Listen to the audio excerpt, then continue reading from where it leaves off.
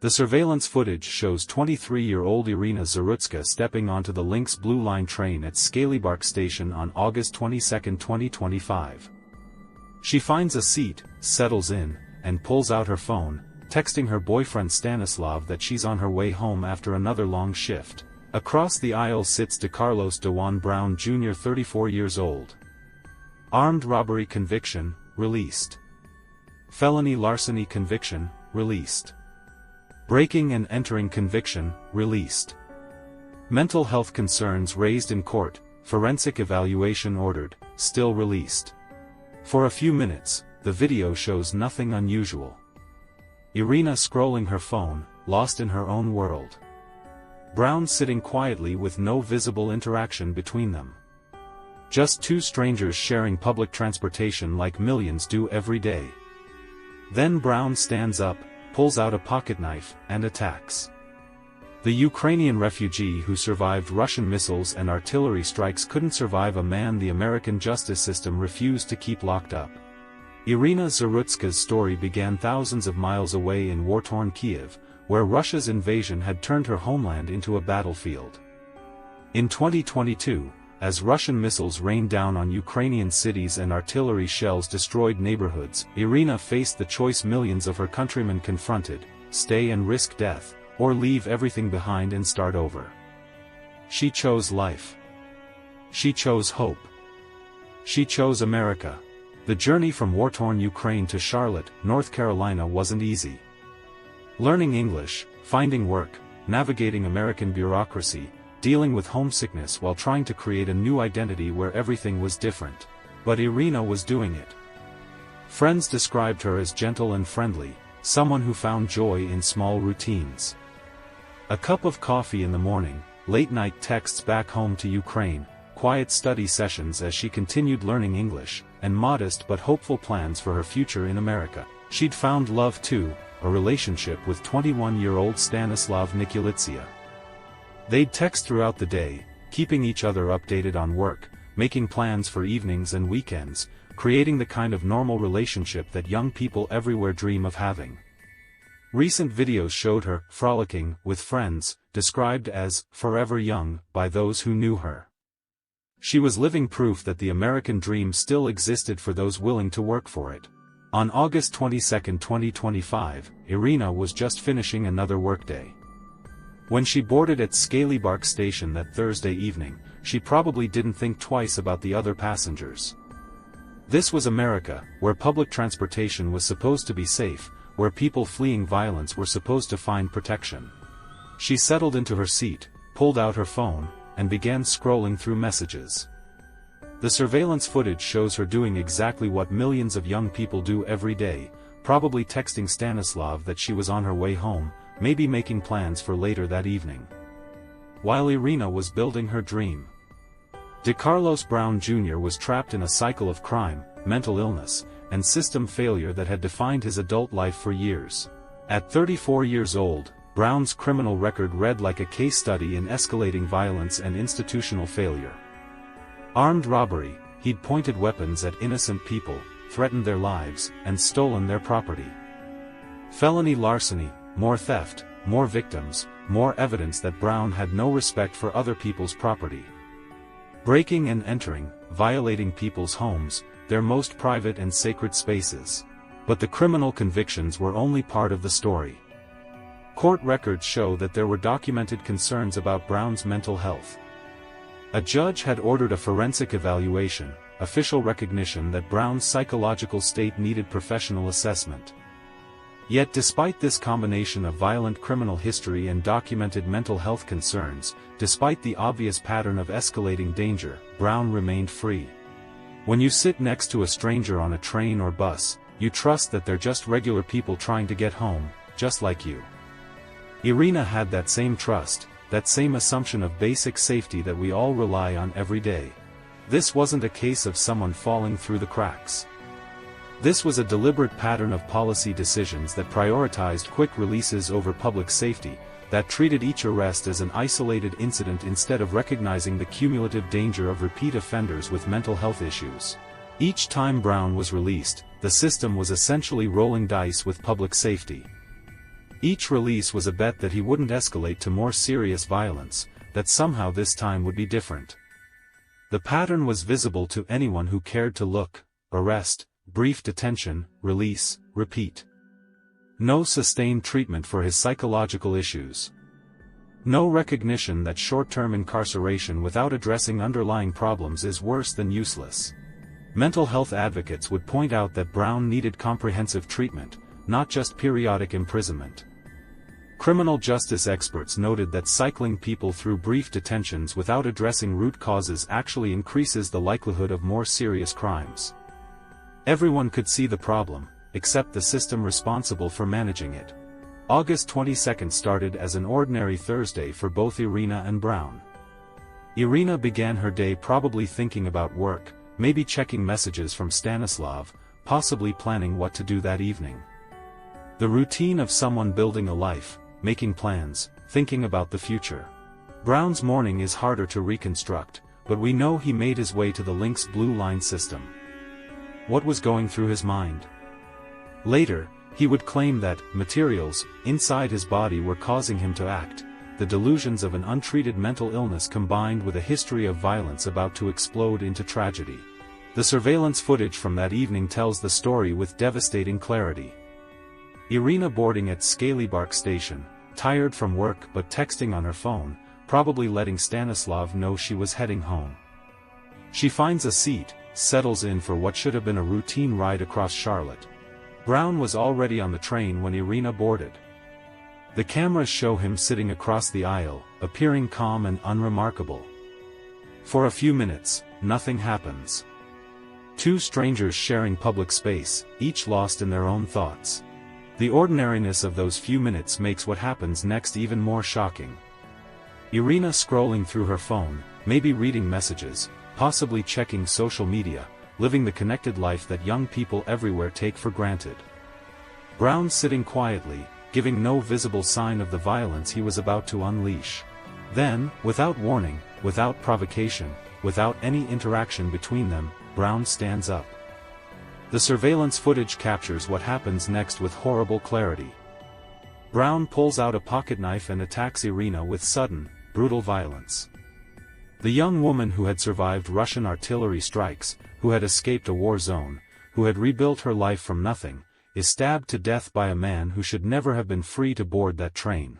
The attack lasted only seconds, but those seconds destroyed everything Iryna had built since arriving in America.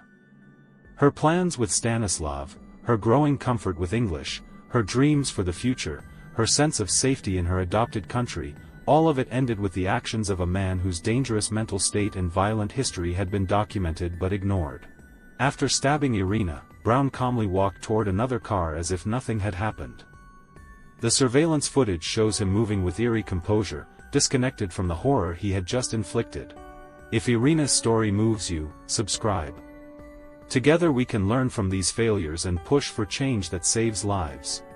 When Charlotte-Mecklenburg police arrived at the East/West Boulevard station, they found Iryna with fatal stab wounds inside the rail car. The pocket knife Brown had used in the attack was recovered from the scene, along with other evidence that would make this one of the most straightforward murder cases investigators had ever worked. Brown didn't try to run. He didn't resist arrest. Police took him into custody as he exited the train at the very next stop, calm and compliant, as disconnected from the consequences of his actions as he had been during the attack itself. The evidence was overwhelming from the beginning. Multiple witnesses who had seen the unprovoked attack. Surveillance footage that captured every second of the violence. The murder weapon recovered from the scene. His arrest within minutes while still on the train system. But while the evidence of Brown's guilt was crystal clear, the investigation began to reveal something even more disturbing. This tragedy was completely preventable. As detectives dug into Brown's background, the scope of the system failure became undeniable. Here was a man with documented violent behavior, documented mental health issues, documented concerns from court officials, yet he had been repeatedly released back into the community without adequate treatment or supervision. Within days of Iryna's murder, federal prosecutors filed charges against Brown that elevated the case from local tragedy to national symbol. The federal charge of committing an act causing death on a mass transportation system opened the door to the most severe penalties possible, including the death penalty. The Department of Justice's involvement sent a clear message: this wasn't just about one woman's murder, it was about the safety of everyone who relies on public transportation. By attacking someone on mass transit, Brown had threatened the security of millions of Americans who depend on these systems every day. As of now, Decarlos Brown Jr. has not been sentenced. He faces charges in both North Carolina State Court for first-degree murder and in federal court for the mass transportation offense, charges that could result in the death penalty. The dual prosecutions ensure that even if one case encounters complications around his mental health issues, he will still face the most serious consequences. The irony was devastating and inescapable. Iryna had fled a war zone seeking safety in America, only to be killed by someone the American justice system had repeatedly failed to contain. Initially, many legacy media outlets ignored Iryna's murder despite it trending on social media platforms across the country. The story didn't fit clean narratives that drive traditional news coverage. It was too complicated, too politically charged, too revealing of systemic problems. But as details emerged about Iryna's background and Brown's history, the case exploded into international coverage. News outlets in Ukraine picked up the story. The Ukrainian Ministry of Foreign Affairs stayed in constant contact with American investigators, treating Iryna's murder as a matter of international concern. Charlotte's Ukrainian community was devastated. They held vigils with candles and Ukrainian flags, mourning someone who should have been safe in her adopted home. They had welcomed refugees like Iryna, had helped them adapt to American life, had celebrated their successes in building new lives. Brown's case represented thousands of similar situations across America, individuals cycling through arrest and release without receiving the intensive intervention they need or the supervision required to protect potential victims. Iryna's murder proved that these policy decisions have real, deadly consequences. Abstract debates about criminal justice reform become concrete when innocent people die because dangerous individuals weren't properly contained or treated. The surveillance footage that captured her death serves as evidence not just against Brown, but against every policymaker, judge, and official who enabled his freedom despite obvious and documented warning signs about his dangerousness. Civil rights advocates urged caution about reading racial motives into the attack without evidence, while community leaders demanded better coordination between criminal justice and mental health systems. The case became a lens through which different groups examined their own concerns about American society. As Brown awaits trial, the evidence against him is undeniable. The surveillance footage shows exactly what happened: an unprovoked attack on an innocent young woman who was simply trying to get home from work. Multiple witnesses confirm the sudden, brutal nature of the violence. The physical evidence ties him directly to the murder. But beyond individual accountability, Iryna's death demands systemic change. She deserved better from the country that had promised her safety. She deserved a justice system that actually protected innocent people instead of cycling dangerous individuals back onto the streets. The Ukrainian refugee who survived artillery strikes and missile attacks deserved to live out her American dream. She deserved to build her relationship with Stanislav, to improve her English, to pursue her modest plans for the future, to find the peace and security her war-torn homeland couldn't provide. Iryna escaped Russian bombs and artillery only to be killed by someone the American court system repeatedly set free. What changes would you demand to prevent future tragedies? How do we balance helping people with mental illness while protecting innocent people like Iryna? Recently, President Trump posted a picture in memory of Iryna, bringing national political attention to her case. The gesture highlighted how her death had transcended local tragedy to become a symbol of institutional failure that resonated at the highest levels of American government. The presidential recognition underscored the international implications of her murder, a refugee who had fled war, only to be killed by domestic failures that could have been prevented. It was acknowledgement that America had failed someone who had placed her trust in American institutions. But symbolic recognition, while meaningful, couldn't undo the systemic failures that had made her vulnerable.